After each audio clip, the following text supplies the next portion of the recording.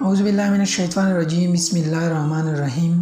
نصیحت کرنا، خواب میں نصیحت کرنا۔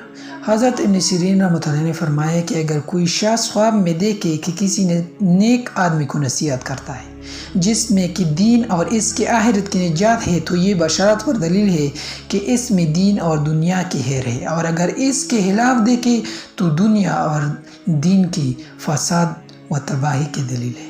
حضرت جابر مغربی رحمۃ اللہ نے فرمایا کہ خواب میں کسی کو نصیحت کرنا کہ جس میں اس کی دین کی اصلاح ہے، نیک ہے، اور نصیحت دینے والا فرشتہ مقرب ہے کہ صاحب خواب کو نیکی کی بشارت دیتا ہے جو اس کو حاصل ہوگی تاکہ وہ شکر ادا کرے۔